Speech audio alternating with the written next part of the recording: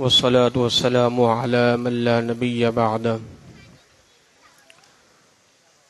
وعلى آله وأصحابه أجمعين.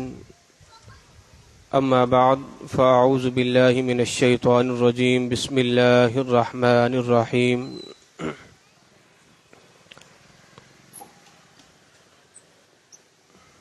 قال الله تبارك وتعالى في القرآن المجيد والفرقان الحميد: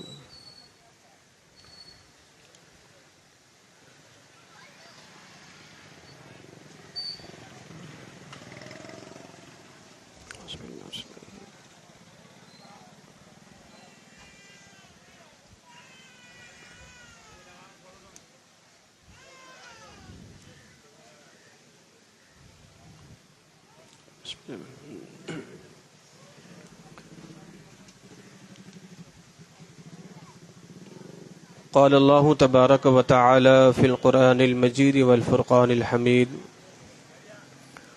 قل لا أسألكم عليه أجرا إلا المودة في القربى آمنت بالله صدق الله العظيم وصدق رسوله النبي الكريم الأمين ونحن على ذلك لمن الشاهدين والشاكرين والحمد لله رب العالمين. قال الله تبارك وتعالى في شان حبيبه مخبرا وآمرا ببركة إن الله وملائكته يصلون على النبي يا أيها الذين آمنوا صلوا عليه وسلموا تسليما. اللهم صل على النبي الأمي وآله وأصحابه صلى الله عليه وسلم صلاة وسلام عليك يا سيدي يا سيدي يا رسول الله. مولاي صل وسلم دائما أبدا على حبيبك خير الخلق كلهم. يا رب بالمصطفى بلغ مقاصدنا واغفر لنا ما مضى يا واسع الكرم. الہی بحق بنی فاطمہ کبر قول ایما کنی خاتمہ اگر دعوتم رد کنی ور قبول منو دست دامان آل رسول. الہی تو آساں کنی مشکلات تو فعل محمد علیہ الصلاۃ. امداد کن از بندہ غم آزاد کن در دین و دنیا شاد کن یا غوث اعظم دستگیر. حمد و ثنا کے بعد زینت محفل حضرت علامہ مولانا مفتی محمد فاروق قادری صاحب زیدہ مجدہ، صدر محفل حضرت علامہ مولانا محمد فیاض سیفی صاحب زیدہ مجدہ، اور اسٹیج پر موجود دیگر جملہ علماء کرام، حاضرین و ناظرین، آج کی یہ بابرکت محفل امام علی مقام امام حسین رضی اللہ تعالی عنہ کے نام سے منسوب ہے. میں اور آپ جمع ہوئے ہیں ذکر حسین کرنے کے لیے. اللہ ہمیں ہماری نسلوں کو حضور کی آل کی حضور کے اصحاب کی محبت نصیب فرمائے.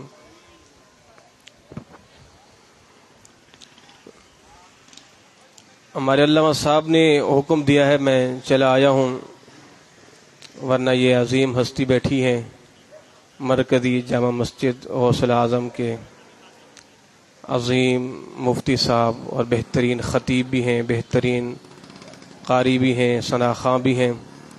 تو خیر حکم ہوا ہے تو چند ایک باتیں جو ہے میں آپ کی سماعتوں کے نظر کیے دیتا ہوں. اللہ رب العزت قرآن پاک میں ارشاد فرماتا ہے: قل لا اسألکم علیہ اجرا الا المودۃ فی القربى.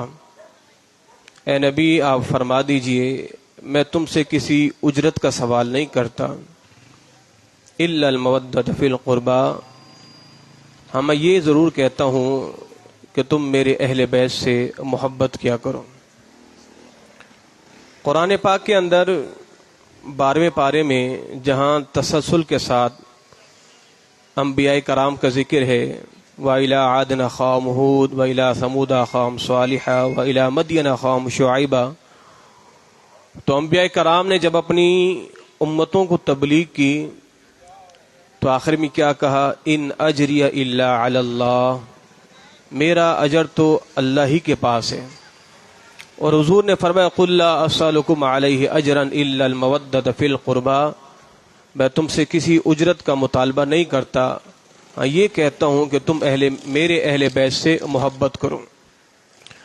اور یہ بھی کوئی مطالبہ نہیں ہے، یہ بھی کوئی اجرت نہیں ہے، یہ بھی کوئی معاوضہ نہیں ہے۔ یہاں ایک سوال پیدا ہوتا ہے، اگر اجرت کا مطالبہ نہیں ہے تو پھر یہ ڈیمانڈ کیوں ہے کہ میرے گھر والوں سے محبت کرو؟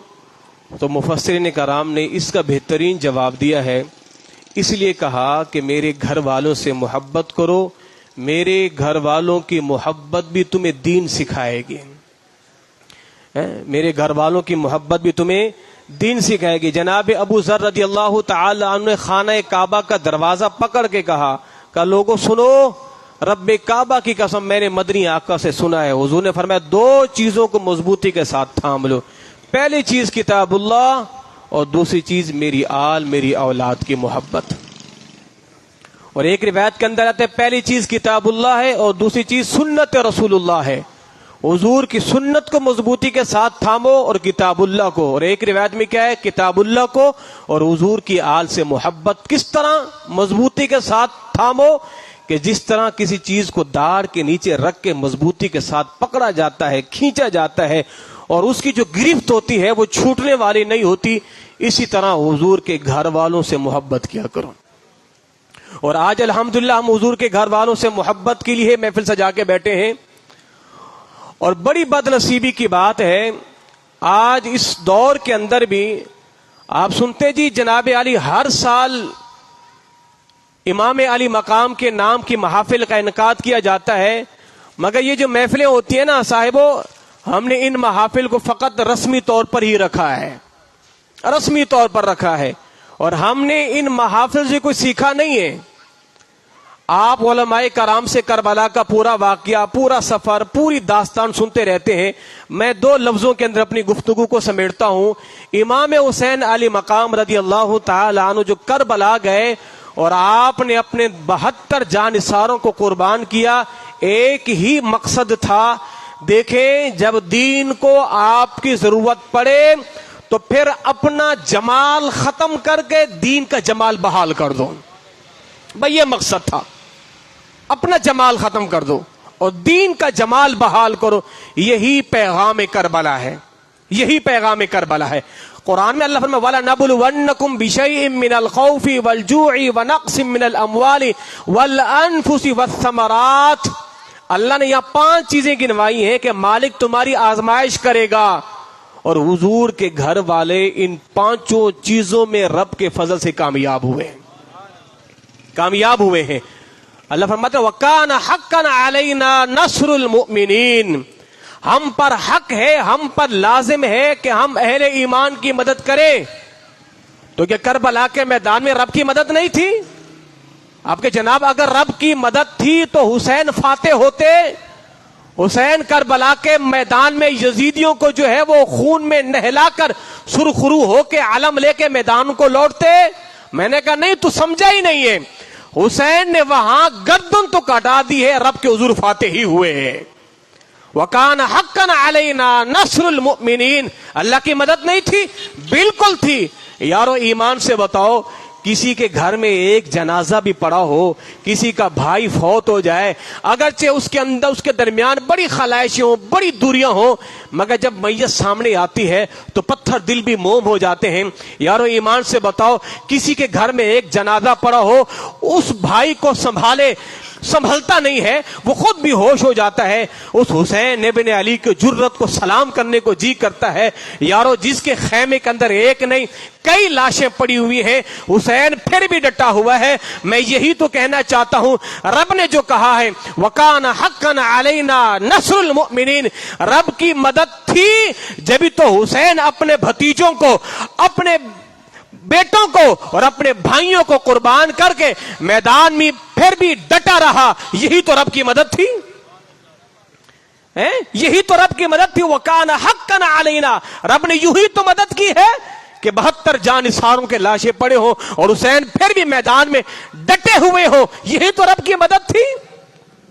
میرے بھائیوں, میرے دوستو, ہم نے واقعہ کربلا خالی سننے کے لیے رکھا ہوا ہے. بس میں اور آپ آنکھیں اشک بار ہو جاتی ہیں, موہ ہو جاتے ہیں, غم حسین میں رو دیتے ہیں, مگر میں اور آپ حسین کا مشن نہیں اپناتے.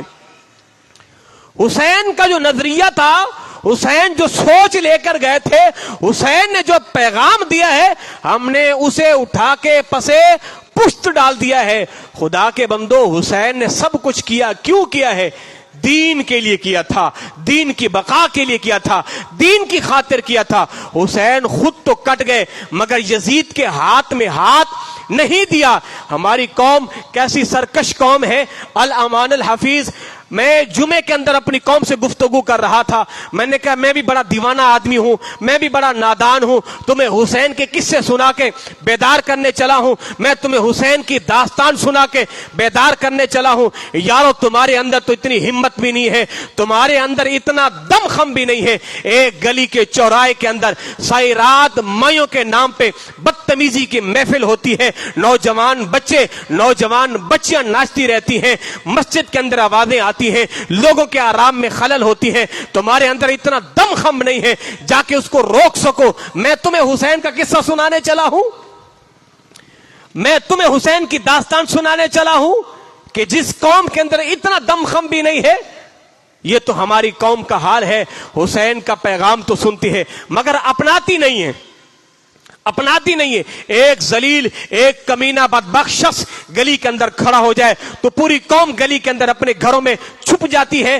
کہ یہی حسین کا پیغام تھا؟ کیا یہی حسین کا نظریہ تھا؟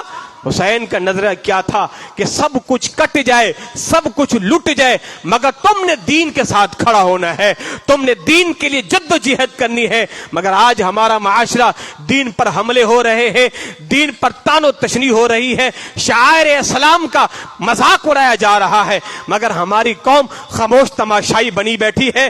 کربلا کا جب دن آتا ہے حسین کا نام بھی لیتی ہے, یا حسین کے نعرے بھی لگاتی ہے, اور اپنی گلیوں کے اندر دلیموں کی دیگیں بھی چڑھاتی ہے, حسین کی نام کی سبیلیں بھی لگاتی ہے. مگر یہی قوم حسین کا نام لے کر رونے والی, اس حسین کا مشن پڑھ کے سنایا جاتا ہے.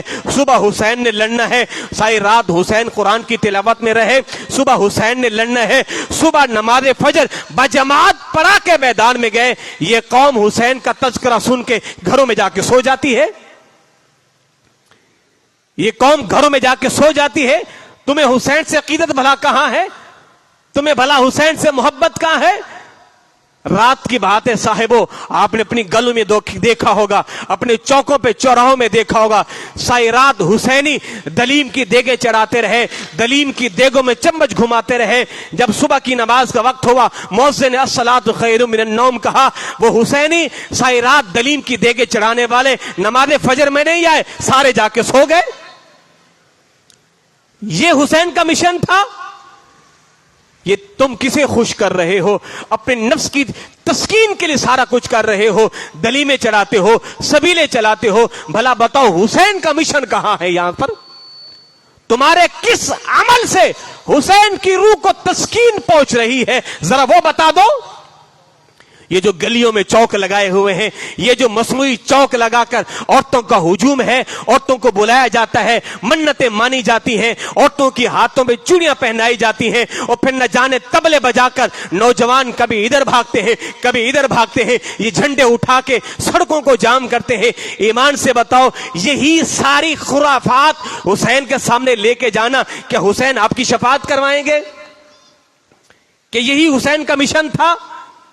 ہماری قوم نہ جانے ایک الگ ہی ڈگر پہ چل پڑی ہے, ایک الگ ہی راستے پہ چل پڑی ہے. وہ سمجھتی ہے شاید یہی حسینی راستہ ہے.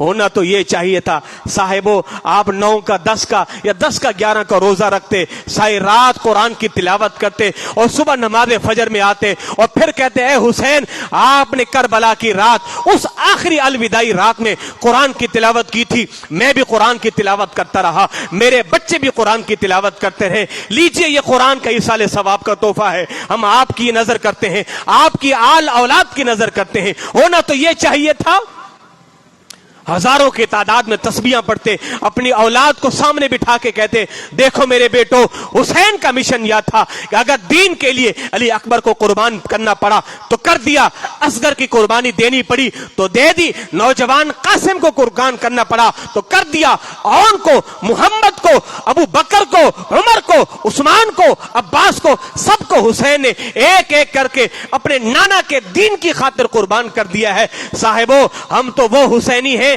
جن سے نماز فجر کے لیے 5 منٹ کی نیند بھی قربان نہیں ہوتی, 5 منٹ کی نیند بھی قربان نہیں ہوتی. ہم وہ حسینی ہیں جس حسین نے پورا کا پورا کنبہ قربان کر دیا ہے, ہم سے 5 منٹ کی نیند بھی قربان نہیں ہوتی. ہمارا کردار یزیدی ہے, لیبل حسینی لگایا ہوا ہے. بے نمازی یزید تھا, فاسق و فاجر یزید تھا, شرابی کبابی زانی یزید تھا. یہ ساری حرکتیں کس کی تھی؟ یزید کی تھی. یہ کردار کس کا تھا؟ یزید کا تھا. آج اپنے ارد کی نظر دوڑا کے دیکھیں, ہمارے معاشرے میں آپ کو سینکڑوں لوگ ایسے نظر آئیں گے, مگر ہم نے لیبل حسینی لگایا ہوا ہے. بوتل شراب کی ہے, لیبل روح افزا کا لگا دو, وہ روح افزا تو نہیں بن جائے گی. آپ اپنا کردار دیکھیں, آپ کا کردار کیا ہے؟ آپ حسینی کردار کے مالک ہیں, آپ حسینی کردار کے مالک ہیں. جب رجب المرجب کا مہینہ آتا ہے, ہمارے ہاں لوگ غریب نواز سے بڑی عقیدت بڑی محبت رکھتے ہیں اور رکھنی بھی چاہیے, یہی اہل سنت کا نظریہ ہے, اولیاء سے محبت رکھو. مگر ہمارے ہاں آپ سنتے ہوں گے ایک قوالی بڑی زور و شور سے چلتی ہے. وہ قوالی کیا ہے کہ جناب عالی کہ مجھے چڑھ گیا چشتی رنگ رنگ. صاحبو اس نوجوان سے پوچھو, ساری رات طبلے کی دھاپ پر آپ ناچتے رہے, آپ کہتے رہے مجھے چشتی رنگ چڑھ گیا ہے. اس سے پوچھو وہ غریب نواز چشتیوں کا سردار تو ایسا تھا, نمازیں پنجگانہ تو دور کی بات ہے, جس کی تہجد بھی نہیں چھوٹی, جس کی اشراق بھی نہ چھوٹی, جس کی اوابین بھی نہیں چھوٹی. تم تو نماز فجر بھی نہیں پڑھتے, تم تو ایک نماز بھی نہیں پڑھتے. بھلا ایمان سے بتاؤ آپ پر چشتی رنگ چڑھا تو پھر چڑھا کہاں ہے؟ کہاں چشتی رنگ چڑھا ہے؟ آپ کو کوئی سمجھانے والا نہیں ہے, آپ کو کوئی سیدھی راہ پہ لانے والا نہیں ہے. آپ کس ڈگر پہ چل پڑے ہو کہ یہ حسین کا مشن تھا, کہ یہ حسین کا نظریہ تھا. آپ دیکھیں, یہ میں اپنی مسجد سے یہاں تک چلا ہوں, نوجوانوں کو میں نے دیکھا ہے کسی نے رسیاں باندھی ہوئی ہیں, وہ جو جانوروں کو ہمارے ہاں رسیاں باندھی جاتی ہیں, جانوروں کے پاؤں میں گھنگرو باندھے جاتے ہیں, یہ سارا کا سارا ماحول, یہ جھنڈے, یہ رسیاں, یہ سب کچھ یہ حسین کا نظریہ تھا. ان نوجوانوں سے جا کے ادب کے ساتھ پوچھو, میرے بھائیوں ذرا یہ بتاؤ آج آپ نے نماز ظہر بجماعت پڑھی ہے؟ تو سب کہیں گے نہیں ہم نے نماز ظہر تو نہیں پڑھی. تو یہ تمہاری حرکتیں کس کام کی ہیں؟ یہ تمہاری حرکتیں کس کام کی ہیں؟ یہ کر کیا رہے ہو؟ حسین کا مشن, حسین کا نظریہ کیا تھا مجھے اور آپ کو سب کو معلوم ہے. مگر ہم چاہتے ہیں ہمیں کہانیاں سنائی جائیں, ہمیں قصے سنائے دیے جائیں اور ہم واہ واہ کریں, مولوی صاحب کیا ہٹو بچو تقریر کی ہے, آہا بس بلے بلے ہو گئی, رات گئی بات گئی, اللہ اللہ خیر صلی اللہ, بس ساری قوم جا کے سو گئی.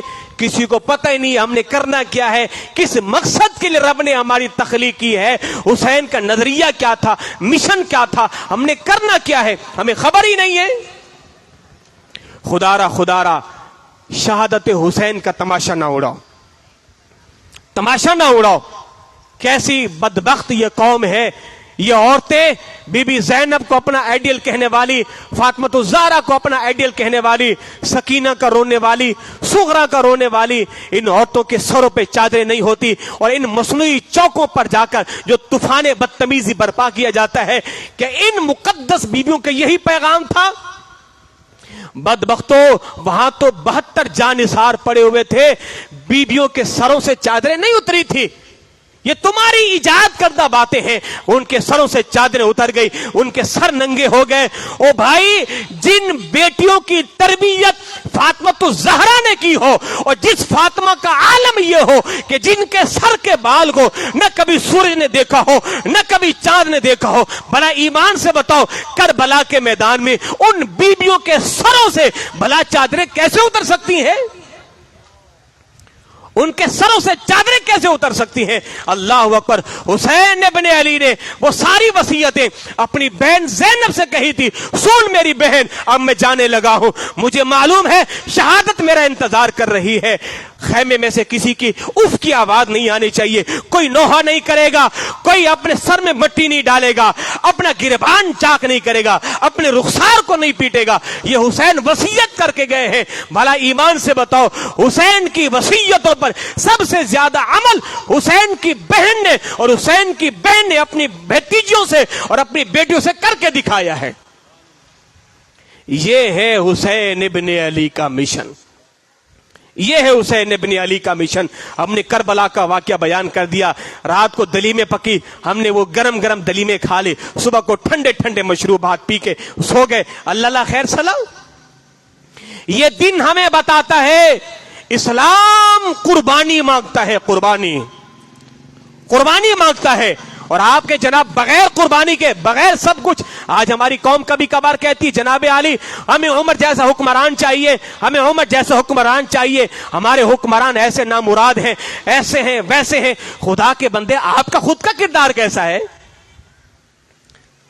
آپ کا خود کا کردار کیسا ہے؟ وہ ایک ریڑی میں لگانے والا, فروٹ بیچنے والا, وہ سیب بیچنے والا, اس کا بس چلتا ہے, کسٹمر ادھر سر پھیرتا ہے, وہ گندے سیب تھیلی میں ڈال دیتا ہے. او بھائی, او میرے پیارے, تیرے ہاتھ یہ ریڑی لگی ہے, تو گندے فروٹ بیچ کے کرپشن کر رہا ہے.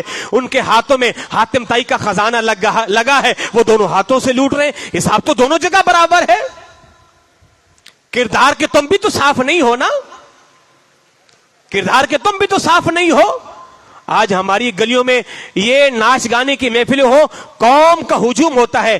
درس قرآن کی محفل ہو, ذکر قرآن کی محفل ہو, ذکر نبی کی محفل ہو, ذکر اصحاب کی محفل ہو, ایک بندہ بھی نہیں آتا, ایک بندہ بھی نہیں آتا. اور ہمارے یہاں ہمارے جمعہ کا کیا ماحول ہے, مولوی صاحب پونا گھنٹہ پہلے آ کے بیٹھ جاتے ہیں, قوم 5 منٹ رہتی ہے اور پھر آ کے مولوی صاحب کے ملفوظات کو سنتی ہے. وہ بھی اس لیے سنتی ہے کہ پہلی صف میں جگہ مل جائے, ورنہ قوم اس کو سننے کے بھی متحمل نہیں ہے. بدلنا آپ خود نہیں چاہتے, سدھرنا آپ خود نہیں چاہتے, دین سیکھنا آپ خود نہیں چاہتے, پھر شکوہ کرتے ہو ان مولویوں سے, ان علماء سے. یہ دین سکھاتے نہیں ہے, آپ سیکھنے کے لیے کب آئے ہیں؟ آپ کے مساجد کے اندر آئے دین کی محافل کا انعقاد کیا جاتا ہے, کبھی آپ سیکھنے کے لیے آئے ہیں؟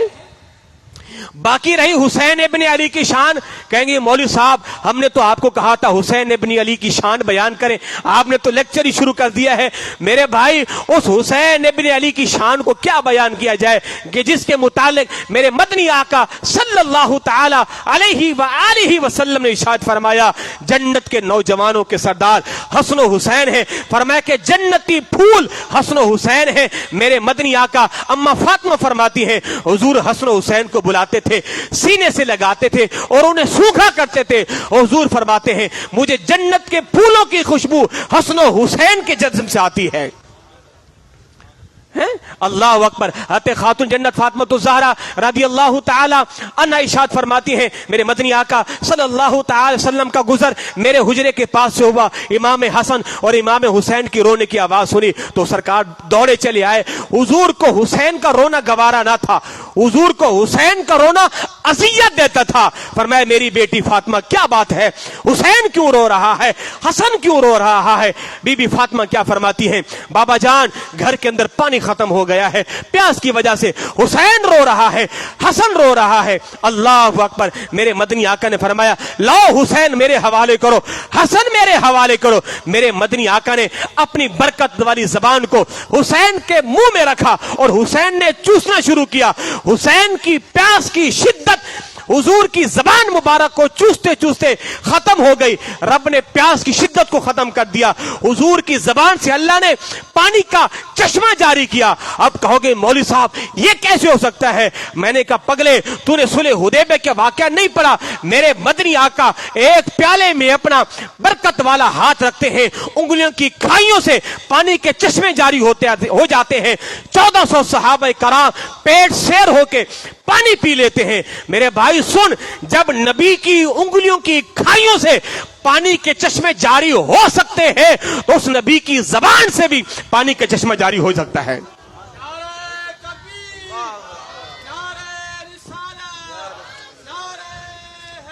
जब ही मेरे इमाम ने फरमाया था कि उंगलियां हैं फैज पर, टूटे हैं प्यासे झूम कर, नदियां पंजाब रहमत की है जारी। वाह वाह, नदियां पंजाब रहमत की है जारी। वाह वाह, अल्लाह अकबर। मेरे मदनी आका इमाम हुसैन की कितनी नाज बर्दारियां करते थे। जनाब उमर फरमाते हैं कभी हम देखते सरकार ने इमाम हसन हुसैन को कंधों पे उठाया है, कभी सर पे बिठाया है, कभी अपनी नमाज की हालत में अपनी पुश्त पर सवार किया है। सरकार मिंबर पे बैठे खुतबा दे रहे हैं, इमाम हुसैन जो है वो बैठे हुए सरकार की दाढ़ी मुबारक से खेल रहे हैं। मेरे मदनी आका को कितना प्यार था। सहाबा कराम कहते हैं सरकार की मोहब्बत जोश मारती। सहाबा कराम के सामने हुजूर इमाम हुसैन का मुंह पकड़ते और हुसैन के लभाए मुबारक को मेरे मदनी आका चूसना शुरू कर देते थे। साहबा कहते हैं, जनाब अबू हुरैरा कहते हैं हुजूर हुसैन के होठों को ऐसे चूसा करते थे कि जैसे कोई शख्स खजूर को चूसता है। ये नाज बर्दारियां क्यों की जा रही हैं? वो मेरे मदनी आका जानते थे इस मेरे बेटे ने, इस मेरे नवासे ने मेरे दीन का पहरा देना है, मेरे दीन का पहरा देना है। और शहादत हुसैन तो हुसैन के बचपन से ही शोरा हो चुका था। ईमान से बताओ, अगर मदनी आका चाहते हुजूर की बारगाह में दुआ करते, मालिक मैं दुआ करता हूं मेरे बच्चों की हिफाजत फरमा। ये जो शहादत वाला वाकया मुझे जिब्रील अमीन सुना के गए हैं, मेरी आल की, मेरी औलाद की हिफाजत फरमा। ईमान से बताओ क्या उस नबी की दुआ कबूल ना होती? यकीनन कबूल होती। और मेरे मदनी आका का फरमान है, अल्लाह ने सारे नबियों को एक एक दुआ दी है, हुजूर ने अपनी दुआ संभाल के रखी है। सरकार वो दुआ मांग लेते, हुसैन इब्न अली बच जाते, मगर सरकार ने वो दुआ मेरे लिए और आपके लिए, हम गुनाहगारों की शफाअत के लिए बचा के रखा हुआ है। और सरकार ने हुसैन इब्न अली की शहादत को जानते हुए रब की बारगाह में दुआ नहीं की, इसलिए कि सरकार ने सबसे पहले अपनी दीन की हिफाजत के लिए कुर्बानी अपनी औलाद की पेश की है। अपनी औलाद की पेश की है। कल को अगर दीन पर कुर्बानी देने का वक्त आए तो फिर मैंने और आपने दरेग नहीं करना, हमने एक लम्हे के लिए पीछे नहीं होना। हुसैन ने दीन के लिए माल भी दिया, हुसैन ने दीन के लिए औलाद को भी दिया, हुसैन ने दीन के लिए अपने आप को भी कुर्बान किया। ईमान से बताओ, मेरी और आपकी इतनी जिंदगी हो गई है, हमने दीन के लिए क्या पेश किया है? क्या मैंने और आपने वक्त दिया है दीन को? क्या मैंने और आपने अपनी औलाद दीन के लिए वक्फ की है? क्या अपना माल दिया है? हमने दीन के लिए क्या दिया है? हुसैन सब कुछ दे के भी कहते हैं अल्लाह मरज़न बिक़ज़ाइका व सब्रन अला बलाइका, मालिक तेरी रजा पर मैं राजी हूं। हुसैन इब्न अली के पास अली असगर था, कुर्बान कर दिया, अली अकबर था, कुर्बान कर दिया, औनो मोहम्मद और कासिम थे, सब कुर्बान कर दिए। अब तो हुसैन खुद भी कुर्बान होने को तैयार है? अब तो हुसैन खुद भी कुर्बान होने को तैयार है। अल्लाह अकबर, अल्लाह अकबर। हुसैन इब्न अली को लोग प्यासा कहते हैं, मेरे भाई हुसैन इब्न अली प्यासे ना थे। हाँ, हुसैन इब्न अली प्यासे ना थे। लम से लंबे हुसैन को तरसा है आप रेत पर। अगर मैं ये कहूं हुसैन प्यासे थे तो ये तौहीन है। हाँ, लम से लबे हुसैन को तड़पा है आप रेत पर। हाँ, पानी तड़पता रहा हुसैन के लम्हाए मुबारक को। हुसैन नहीं तड़पते रहे, हुसैन नहीं तरसते रहे, हुसैन ने सब कुछ, अपना सब कुछ दीन के लिए कुर्बान कर दिया है। मेरे भाइयों, मेरे दोस्तों, ये भी पैगाम देता चलूं, जब ये 10 मुहर्रमुल हराम का दिन आता है, हमारे भोले भाले सुन्नी जो है वो हर महफिल में चले जाते हैं। याद रखिएगा, ऐसी महाफिल में जाने से बचें कि जिन महाफिल के अंदर सहाबा पर तबर्रा किया जाता है, सहाबा की तौहीन की जाती है, सहाबा पर तानो तशनी की जाती है। इसलिए आज लोग یہ ببانگ دہل آپ کو کہتے نظر آئیں گے عباس کا علم اٹھایا جا رہا ہے، عباس علمدار کا نعرہ لگایا جا رہا ہے۔ کوئی شک نہیں عباس بڑی شانوں والا ہے، عباس کے قدموں پر ہماری اولاد کی جانیں بھی قربان ہو۔ صاحبو عباس علمدار کا ذکر تو کرتے ہو، عباس کے ان 3 بھائیوں کا ذکر کیوں نہیں کرتے؟ عباس کے 3 بھائی ابو بکر بھی تو تھے، ان کا بھی ذکر کرو۔ عباس کے بھائی عمر بھی تو تھے، ان کا ذکر کرو۔ عباس کے بھائی عثمان بھی تو تھے، ان کا ذکر کرو۔ مولا کائنات نے اپنے 3 بیٹوں کا نام اپنے 3 یاروں کے نام پر رکھا تھا، تو صاحب آج ان کا کیوں ذکر نہیں کیا جاتا؟ ان کا بھی ذکر کرو۔ ابو بکر بھی تھے کربلا کے میدان میں، عمر بھی تھے کربلا کے میدان میں، عثمان بھی تھے کربلا کے میدان میں، عباس علمدار بھی تھے کربلا کے میدان میں۔ آج لوگ یہ تاثر دیتے ہیں کہ جناب علی صحابہ تو تھے ہی نہیں کربلا کے میدان میں، صحابہ نے اہل بیت کو لٹنے کے لیے پٹنے کے لیے چھوڑ دیا تھا۔ اور میرے بھائی 21 جانثار کربلا کے میدان میں حضور کی آل کے تھے، اور 72 جانثاروں میں، اور بعض کہتے 139 افراد تھے کربلا کے میدان میں۔ باقی کون تھے؟ صحابہ تھے یا صحابہ کی اولادیں تھی؟ صحابہ تھے یا صحابہ کی اولادیں تھی؟ یہ کہنا کہ صحابہ نے ان کو چھوڑ دیا تھا، صحابہ تماشا دیکھتے رہے، نہیں، صحابہ نے اپنے بچوں کو بھیجا تھا، صحابہ خود آئے تھے۔ یہ تاثر دینا بالکل غلط ہے۔ میرے بھائیوں، میرے بھولے بھالے سنی بھائیوں، بیدار ہو جاؤ، علماء اہل سنت سے رجوع کرو۔ کربلا کا حقیقی پس منظر ان علماء کرام سے پوچھو، کربلا کی حقیقی داستان، حقیقی تاریخ ان علماء کرام سے پوچھو۔ ورنہ آج کیا ہو جاتا ہے، کربلا کا پس منظر بیان کیا کر کے صحابہ کی توہین کی جاتی ہے، صحابہ پر تبرہ کیا جاتا ہے، صحابہ کا تان و تشنیع کیا جاتا ہے۔ اور آج ہمارے اسٹیجوں پر ایسے نقیب بھی آ چکے ہیں، ایسے خطیب بھی آ چکے ہیں، ایسے کم بخت نعت خواں بھی آ چکے ہیں جو حقیقت میں راوزی ہیں یا نیم راوزی ہیں، اور اسٹیجوں پہ آ کر صحابہ کے خلاف معاذ اللہ بغض اور تان و تشنیع کا وہ جو تفن پھیلاتے ہیں، پوری محفل کو بدبودار کر کے جاتے ہیں۔ یاد رکھے گا، اپنی محافل کو پاک رکھو، اپنی محافل میں ان کو لاؤ کہ جو مسلک رضا پر قائم اور دائم ہے اور امام احمد رضا کی تعلیمات کا پرچار کرنے والے ہیں، ان کو لاؤ۔ سونا جنگل رات اندھیری، چھائی بدلی کالی ہے، سونے والوں جاگتے رہیو، چوروں کی رکھوالی ہے۔ اللہ اکبر۔ اس دور میں اس بات کی اشد ضرورت ہے، ہم نے اپنے علماء کی طرف رجوع کرنا ہے۔ سوشل میڈیا کا زمانہ ہے، جس بندے کے جی میں چاہتا ہے سامنے کیمرہ لگایا، موبائل رکھا، جو اس کے منہ میں آتا ہے بکے جاتا ہے۔ اور ہماری قوم بھی اتنی نادان ہے جس نے جو بات کی اسی کی پیچھے لگ گئے، یہ صحیح کہہ رہا ہے، یہ صحیح کہہ رہا ہے۔ تو اگر یہ صحیح کہہ رہا ہے تو پھر لگا فتویٰ اپنے آبا و اجداد پر، وہ مشرک تھے، وہ بدعتی تھے۔ تو نوجوانوں یہ پیغام دیے جا رہا ہوں، خدارا علماء اہل سنت سے جڑے، اور اس پرفتن دور میں سوشل میڈیا پہ جو بندہ کیمرہ لگا کے جو بکواسیں کرتا ہے، خدارا اس کو مت مانیے، اپنے علماء کی طرف آئیے اور رجوع کیجئے اور کہیے جناب یہ جو بکواس کر رہا ہے، اس بکواس کا جواب کیا ہونا چاہیے، نہ کہ ہم آنکھیں بند کر کے اس کی اندھی تقلید کر رہے ہیں۔ آج کئی نوجوان گمراہ اس لیے ہو چکے ہیں، جناب میں تو فلاں کا فالوور ہوں، میں تو فلاں کو مانتا ہوں۔ اور بدبخت، تو کبھی اپنے علماء کے پاس آیا ہی نہیں ہے، کبھی تو نے کتابوں کا مطالعہ کیا ہی نہیں ہے، کبھی تو نے کچھ پوچھا ہی نہیں ہے، کہ جس نے جو راستہ دکھایا اسی کو چل پڑے۔